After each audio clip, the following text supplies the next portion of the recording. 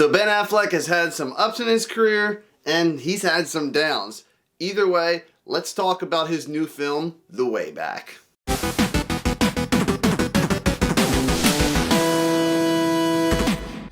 Alrighty, so The Way Back is a redemption story directed by Gavin O'Connor. If you guys don't know his work, he did The Warrior, the 2011 film, and he also did The Accountant, so he's also no stranger to working with Ben Affleck. So the plot of this film is pretty simplistic. Ben Affleck is a construction worker, he's struggling with alcoholism. I mean, he's like in the shower, drinking beers. Like, I didn't even know there was people that did that, but I guess there is. He was a kick-ass basketball player back in the day for his high school. Dude was an MVP, and for some odd reason, he gave it all up. Eventually, that life catches up to him when he's asked to coach the new basketball team for his old high school. I'm just gonna dive right into it and say Ben Affleck killed it in this film.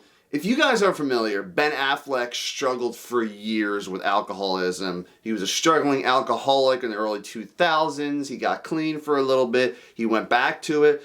So he's been through all the ups and downs, and the fact that he took on this role for this film is just really brave of him. We just see how miserable his character is earlier on in the film, and that any little thing will set him off when he's drunk. Dude is drinking on the job, his construction worker job. He's drinking secretly when he's trying to coach the basketball team. He's drinking at family gatherings. He's drinking until he passes out at night. I know what all you guys are thinking. It's just going to be this redemption story. He struggles with alcoholism the first 2/3 of the movie, then finally gets clean. He coaches the basketball team. Maybe they go to the championships, and that's it. That's what I thought too, but 2/3 into this movie, they kind of just flip it in a completely different direction.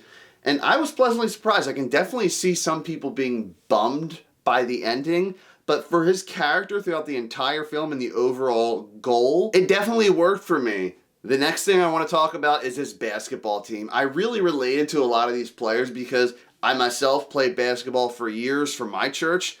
Just like in this film where Ben Affleck's coaching a Catholic school team. The one guy on the team is the tallest dude in high school. I can relate to that, of course. I mean, that's why I was good at basketball, because I was always taller than the other kids. It didn't really do it for me, but for this guy, it makes him cocky. It makes him think that he'll never get in trouble for anything because he's one of their best players.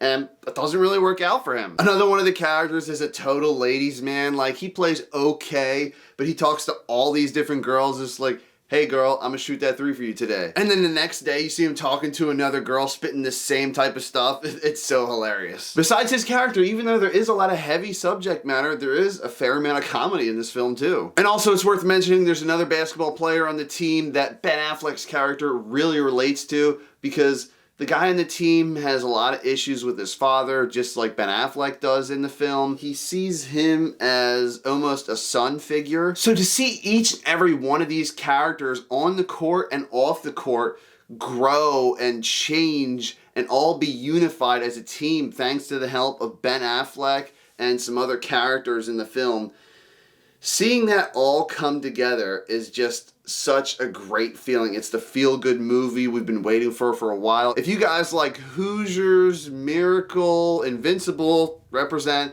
you're definitely gonna enjoy this film. I honestly don't see any negatives with this movie. About 2/3 of the way through, the movie goes in a different direction than I thought it was. It took me off guard, but it wasn't necessarily a bad thing. Some of the most entertaining moments in this film is when Ben Affleck is coaching during games, and he's just like, come on, ref, that's a chicken shit call. And he goes to sit down, and one of the higher-ups from the school is just staring at him, and he's like, what?